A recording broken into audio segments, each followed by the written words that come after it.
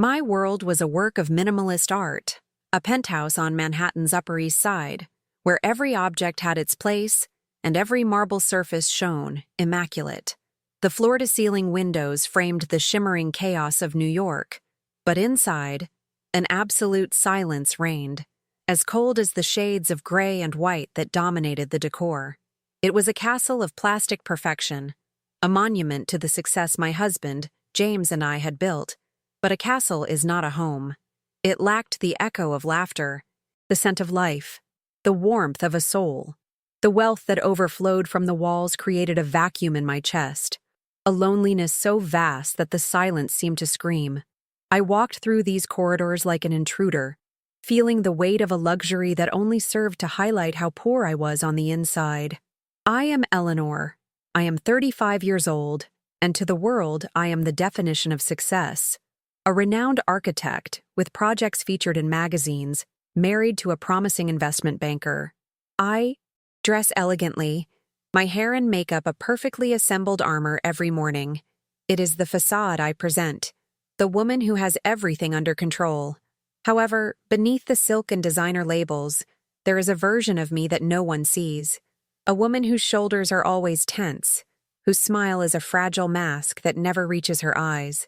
I move through my own home with the caution of someone stepping on a minefield, startled by any unexpected sound. On the outside, I am strong and unshakable.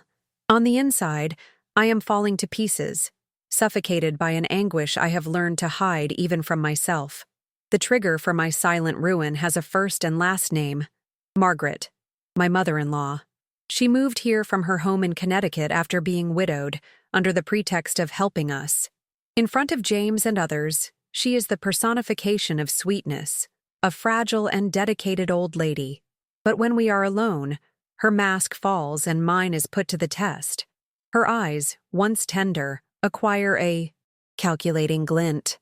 Her words become poisoned needles, small criticisms that pierce my self-esteem day after day. Such a large and empty apartment with no grandchildren to fill it. She would sigh, with a false melancholy. Every comment was a subtle and cruel reminder of my supposed inadequacy, a psychological torture that made me feel smaller and smaller within my own home. Today, the torture reached its peak. James was supposed to be on a business trip to Chicago, but his meeting was canceled. He came back early to surprise me. He found our bedroom door ajar and stopped, frozen by what he heard. His mother's voice was not sweet, but harsh, sharp as broken glass. I was sitting on the edge of the bed, hunched over, as she delivered the sentence that would echo in my soul. He only stays with you out of pity. If he knew how weak you really are, he would have left you by now. Through the crack, he saw me. He saw the silent tears streaming down my face, the complete absence of protest, the image of a completely devastated woman. The shock on his face was the first crack in the perfect deceitful structure of our life. If this story has already touched you, subscribe to the channel so you don't miss what happens next, and comment here from which city you are watching us. We want to know how far our stories reach. I am writing Block 2, Act 2, Context and Development. The arrival of Margaret, my mother-in-law, was subtle, shrouded in the fog of grief. After my father-in-law's death, she left her spacious home in Connecticut, claiming the silence was unbearable and that her only joy would be to be close to her son, James. She settled into our Upper East Side apartment with the promise of helping, of taking care of the house while we, the young power couple, conquered the city. At first, I believed her. I saw in her a mother figure I never had. She organized dinners, praised my achievements in front of James's friends, and carried herself with the grace of a devoted widow. Little did I know that this facade of affection was the foundation of an emotional prison she was meticulously building around me, brick by brick. Margaret's poison never came in lethal doses, but in daily drops that slowly eroded my soul. They were comments disguised as concern, delivered when James was not around. "Oh dear, you look tired. This career as an architect demands so much of you. It's no wonder you don't have energy left for other things," she would say, letting the sentence hang in the air, laden with insinuation. She would subtly redecorate the spaces I had designed, moving a cushion, shifting a vase, small acts of domination that whispered, "You don't know how to create a real home. Let me show you." Every gesture was a reminder that, in that space, I was the amateur and she was the professional of the home and family. Why did I never say anything? Shame paralyzed me. How could I complain about an elderly, grieving woman who only wanted to help? I would be the ungrateful daughter-in-law, the jealous wife pushing a son away from his poor mother.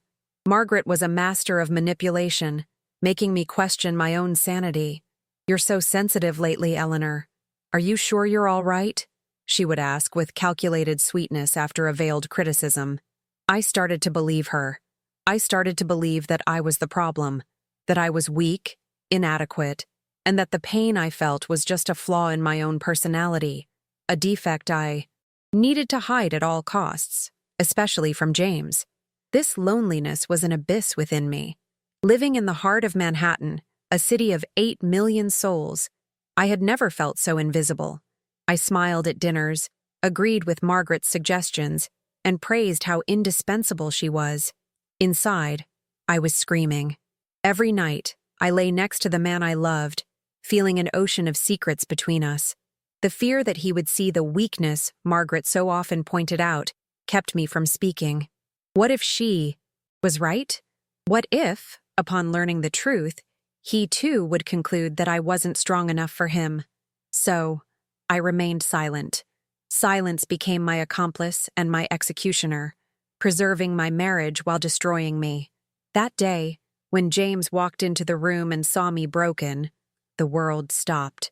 The shock on his face was quickly replaced by something I hadn't seen in a long time, a devastating clarity. He didn't look at his mother. His eyes were fixed on me, and in them, I saw the reflection of years of blindness from which he had just awakened. He didn't scream, didn't confront her. His first and only instinct was to come to me. He crossed the room, knelt at my feet, and took my trembling hands. His voice was a hoarse whisper, broken by guilt. "I'm so sorry, Eleanor. I didn't see," he said, and each word was a confession. "Please forgive me." In that instant, the dam I had built for years ruptured.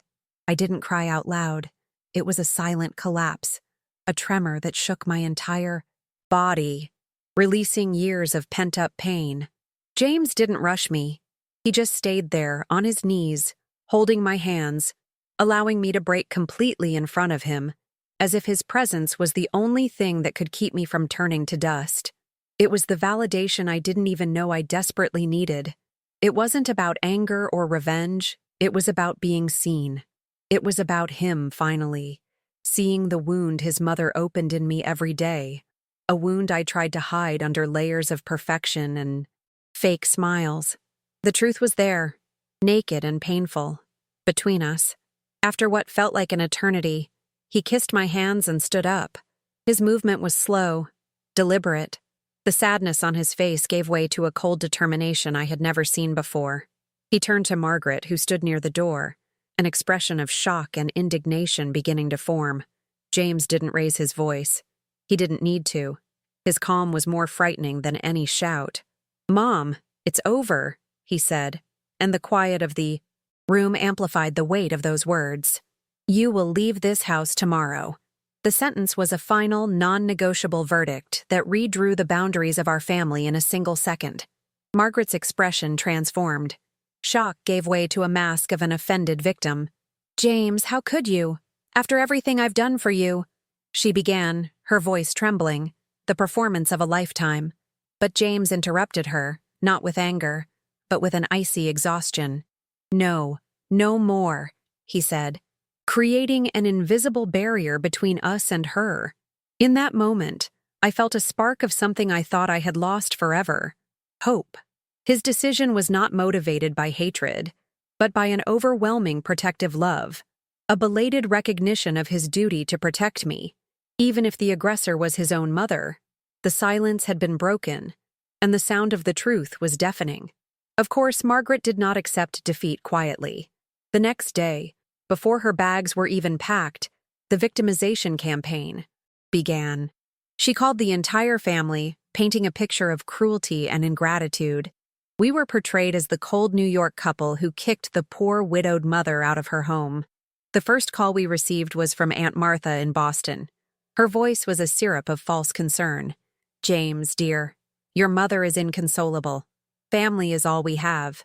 No wife, no matter how much we love her, should come between a son and his mother." Every word was a stab, designed to fill us with guilt and make us doubt our decision. The external pressure became our first great test. Messages from cousins arrived, all echoing the same sentiment. We were being irrational, cruel. "Think of what people will say," one of them wrote. Margaret's narrative was powerful, woven with years of an impeccable public image.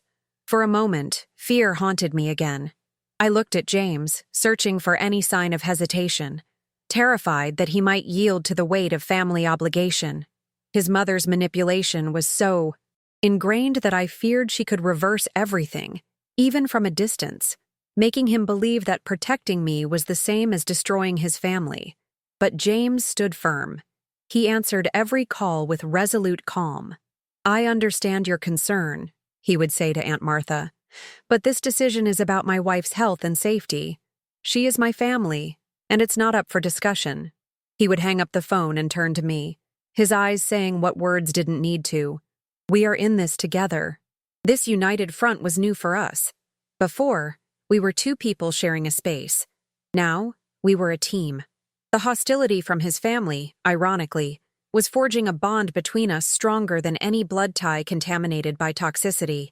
Still, the internal battle continued for me. Years of psychological abuse had left me with deep scars, an inner voice that whispered I was the one to blame, that I was destroying James's family. I saw the burden he carried, the isolation from his relatives, and a part of me wondered if I had the right to cause so much pain. It was a constant struggle not to apologize for demanding respect, to believe that I deserved to be protected. James's decision was the first step, but I knew the real healing would only begin when I myself believed, without a shadow of a doubt, that I was worthy of the peace we were trying to build. A week later, we went to James's grandmother's birthday lunch. The atmosphere in the suburban Long Island home was so heavy I could barely breathe. Margaret was there, sitting in an armchair like a dethroned queen, receiving a constant stream of sympathy from aunts, uncles, and cousins. Every glance in our direction was laden with disapproval. They saw us as the villains, the cold, ungrateful young people who had abandoned their matriarch. I held James's hand under the table, his firm palm my only anchor in a sea of silent judgment. I felt like a defendant at my own trial, and the guilty verdict had already been decided by everyone before. We even sat down to eat. The lunch dragged on amidst forced conversations and tense smiles. We remained silent, an island of solidarity amid the veiled hostility. It was Aunt Martha, the same one from the phone call, who decided to break the ice with an axe. She stopped cutting her turkey, looked directly at James from across the table, and said loudly, for all to hear, "Family is sacred, my son. No wife is worth a mother's pain." The clinking of silverware ceased. The silence that followed was absolute and accusatory. All eyes turned to us, awaiting our reaction, our surrender. I felt James's face harden beside me, but before he could respond, something inside me broke and reformed. In that moment, years of fear and silence transformed into a strength I didn't know I possessed. I let go of James's hand and stood up. The sound of my chair scraping on the wooden floor echoed through the room. The surprise on the family's faces was palpable. My voice, when it came out, trembled, but it carried a weight no one there expected. "A family where love is used to hurt is not sacred," I said, looking at each of them. "It's toxic." Then my eyes met Margaret's, who was staring at me with barely disguised fury. "Your mother's love," I continued, my voice gaining firmness, "was killing me in silence, and I will no longer apologize for choosing to live." Before anyone could process my words, before Margaret could launch her counterattack of tears and accusations, James also stood up. He stood beside me and, in a gesture that spoke more than any speech, took my hand again, intertwining his fingers with mine in front of everyone. He didn't look at his mother, but at the entire room, at the family that was pressuring him. His voice was calm but resonated with unshakable authority. "My family is Eleanor," he declared, "and my duty is to protect her. The silence ends today." The sentence hung in the air, a declaration of independence, a redefinition of loyalty that no one could contest. The silence that followed was different. It was no longer accusatory. It was a silence of shock, of a reality that had been mercilessly exposed. Margaret's face was a mask of disbelief, her victim performance ruined. Without another word, James guided me out of the dining room. We didn't run. We walked with our heads held high, past the frozen family and out the front door. When the fresh street air filled my lungs, I felt like I was breathing for the first time in years. We weren't running away. We were setting ourselves free.